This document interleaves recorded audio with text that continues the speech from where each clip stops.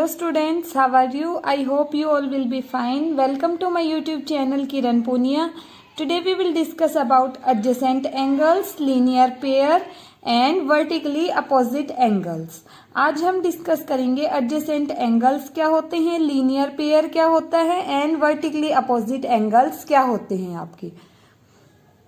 Adjacent angles जो होते हैं आपके, एडजेसेंट का मतलब ही आपका ये होगा, ज्योमेट्री में कहीं भी आपका ये वर्ड आ जाए एडजेसेंट, चाहे वो एंगल से रिलेटेड हो, चाहे वो आपका किससे रिलेटेड हो, साइड से रिलेटेड हो, चाहे वो वर्टेक्स से रिलेटेड हो, एडजेसेंट का मतलब आएगा लगातार, कॉन्टिन्यू, जो जिनके बीच में तीसरी वो चीज नहीं आए जिनकी बात कर रही है। जैसे एडजेसेंट एंगल्स हैं, एडजेसेंट एंगल का सिंपल मीनिंग होगा जिनके बीच में कोई और एंगल ना आए। टू ऐसे एंगल्स को आप एडजेसेंट बोलेंगे जिनके बीच में कोई और एंगल ना आए। और इसकी जो एग्जैक्ट डेफिनेशन होती है वो क्या होगी एडजेसेंट एंगल्स की, the angles which have a common vertex and a common arm are called adjacent angles. वो एंगल जिनकी एक कॉमन आर्म भी होगी और एक कॉमन वर्टेक्स होगा उनको आप बोलेंगे एडजेसेंट एंगल। आर्म क्या होती है आपकी, आर्म आप साइड को भी बोलते हैं, मतलब ऐसे एंगल्स जिनमें एक तो कॉमन साइड हो और एक कॉमन वर्टेक्स हो उनको आप बोलेंगे एडजेसेंट एंगल्स। जैसे आपकी एक लाइन दे दी, ये एक लाइन गिवन है, ये इस पे ये दो एंगल्स बना दिए इन्होंने, एंगल 1 एंड एंगल 2। अब देखिए ये होता है वर्टेक्स, जहां पे आपकी टू लाइंस मीट करती हैं, जिस पॉइंट पे मीट करती है वो वर्टेक्स होता है। तो ये देखिए ये जो एंगल 1 है ये ऐसे बन रहा है ना, और एंगल 2 कैसे बन रहा है, ये बन रहा है। तो इनमें ये कॉमन है, ये वर्टेक्स कॉमन है और ये आपकी साइड कॉमन है दोनों में, क्योंकि ये एंगल 1 बना जब भी आई आपकी और एंगल 2 बना जब भी आई आपकी। तो एक साइड कॉमन होगी और एक वर्टेक्स कॉमन हो गया, तो ये दोनों एंगल क्या हो जाएंगे आपके एडजेसेंट एंगल्स हो जाएंगे। ओके, अब इसमें देखिए ये एंगल 1 है, ये एंगल 2 है, आपका एडजेसेंट एंगल्स हैं या नहीं है कैसे पता चलेगा। देखिए एंगल 1 है आपका ये और एंगल 2 है आपका इस और इस लाइन पे, तो ये दोनों में कॉमन आया कि नहीं आया वर्टेक्स, एक वर्टेक्स कॉमन हो गया। अब देखिए एंगल 1 बनाया तो ये लाइन यूज हुई दोनों, और 2 बनाया तो ये दोनों यूज हुई, तो ये लाइन आपकी दोनों एंगल्स में यूज हो रही है, तो एक कॉमन आर्म भी आ गई, एक कॉमन वर्टेक्स एक कॉमन आर्म, तो वो क्या बन जाएंगे आपके एडजेसेंट एंगल्स बन जाएंगे। नेक्स्ट ये 2 एंगल्स गिवन है, आपको बताना है ये एडजेसेंट हैं या नहीं है। अब देखिए जब आपने एंगल 1 बनाया तो किसका यूज किया, इन दोनों का। एंगल 2 बनाया तो किसका यूज किया, इन दोनों का। क्या कोई कॉमन वर्टेक्स आया यहाँ पे, कॉमन वर्टेक्स तो नहीं आया इनमें, क्योंकि कोई ऐसा पॉइंट नहीं है जहां पे ये दोनों एंगल जहां से शुरू हुए।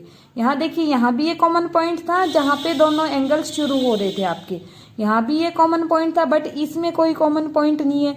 अगर ये कॉमन लो तो ये तो 1 में तो है ही नहीं ये पॉइंट, अगर ये कॉमन लेते तो ये पॉइंट 2 में नहीं है आपका। ठीक है, तो कॉमन पॉइंट नहीं है, कॉमन वर्टेक्स नहीं है, इसलिए ये क्या नहीं होंगे, एडजेसेंट एंगल्स नहीं होंगे आपके।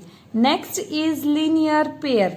लीनियर पेयर कौन सा होता है आपका, a linear pair is the pair of adjacent angles whose non common side are opposite raise.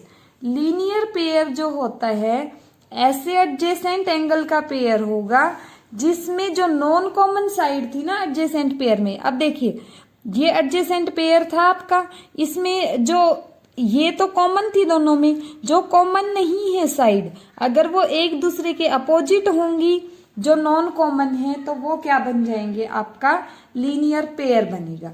अब जैसे देखिए ये आपको 2 एंगल्स गिवन है, एंगल 1 एंड एंगल 2, तो लीनियर पेयर के लिए सबसे पहले तो आप चेक करेंगे एडजेसेंट है कि नहीं है।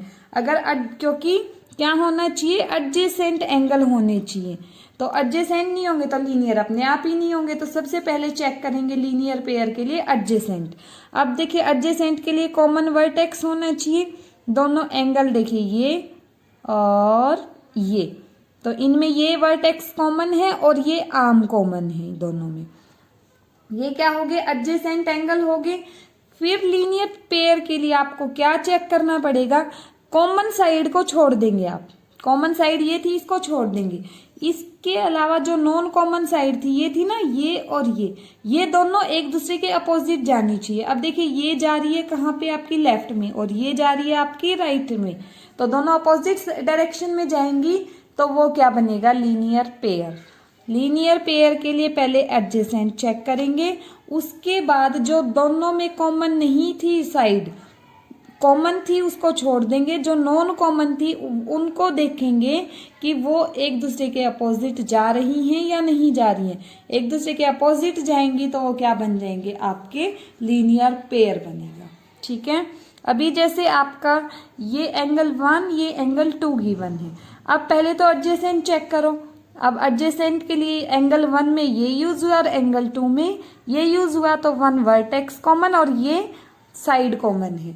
तो एडजेसेंट तो ये है क्योंकि एक वर्टेक्स भी कॉमन है और एक इनमें साइड भी कॉमन है। बट इन्होंने क्या बोला था, कॉमन साइड को तो आप छोड़ दो, जो दूसरी 2 साइड रहेगी वो एक दूसरे के अपोजिट होनी चाहिए। अब ये देखिए ये किस डायरेक्शन में जा रही है, ये किस डायरेक्शन में जा रही है, अपोजिट नहीं है ना एक दूसरे के। अपोजिट तो क्या होगा, एक लेफ्ट में जाए, एक राइट में जाए, एक अप साइड जाए, एक डाउन साइड में जाए, वो होंगे अपोजिट। अपोजिट तो कैसे होती, या तो ऐसे होती, या फिर जैसे ये कॉमन है, या ऐसे होती, वही होती ना अपोजिट। एक ऐसे होती ये लाइन, एक इसके अपोजिट ऐसे जाती, तो ये तो अपोजिट नहीं है एक दूसरे के, इसलिए ये क्या है, लीनियर पेयर नहीं है आपका। ठीक है, next is vertically opposite angles. Vertically opposite angles आपके कौन से होंगे, when 2 lines intersect we get 2 pairs of vertically opposite angles. जब हमारी 2 लाइन इंटरसेक्ट करेंगी तो हमें मिलेंगे 2 पेयर वर्टिकली अपोजिट एंगल्स के, and these vertically opposite angles will be equal. और ये जो वर्टिकली अपोजिट होंगे एक दूसरे के, वो इक्वल भी होंगे। जब आपकी 2 लाइन इंटरसेक्ट करेंगी तो आपको मिलेंगे वर्टिकली अपोजिट एंगल, एंड वो एंगल एक दूसरे के इक्वल होंगे, लेकिन जो एक के दूसरे के अपोजिट होगा वो ही इक्वल होंगे। ठीक है, जैसे एक लाइन है ए बी, एक सेकंड लाइन है सी डी, ये एक दूसरे को कर रही है इंटरसेक्ट।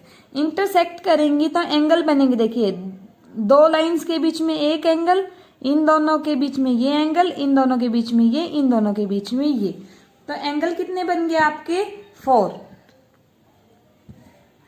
4 एंगल्स बने। एक दूसरे के अपोजिट आपको कौन सा दिख रहा है, अब देखिए फर्स्ट के सामने कौन सा है, 3rd, तो 1 के अपोजिट होगा 3, एंड 2 के अपोजिट कौन है, 4। एंगल 1 के अपोजिट एंगल 3, एंड एंगल 2 के अपोजिट एंगल 4। तो ये एंगल क्या बोले जाएंगे, 1 और 3 vertically opposite, 2 and 4 vertically opposite. जब आप 2 लाइन इंटरसेक्ट करेंगी आपके पास, तो ये जो एंगल आपको आमने सामने दिख रहे हैं, एक दूसरे के अपोजिट दिख रहे हैं, ये क्या बनेंगे, वर्टिकली अपोजिट एंगल। और जो जिसके वर्टिकली अपोजिट होगा, जैसे 1 3 के वर्टिकली अपोजिट है तो 1 3 के इक्वल होगा, 2 4 के वर्टिकली अपोजिट है तो 2 एंगल 4 के इक्वल होगा। Okay, angle 1 and angle 3 are vertically opposite and equal. Angle 1 और 3 एक दूसरे के अपोजिट थे और दोनों इक्वल रहेंगे। ऐसे ही एंगल 2 और 4 एक दूसरे के वर्टिकली अपोजिट थे, तो एंगल 2 और 4 इक्वल रहेंगे आपके। Okay, thank you class.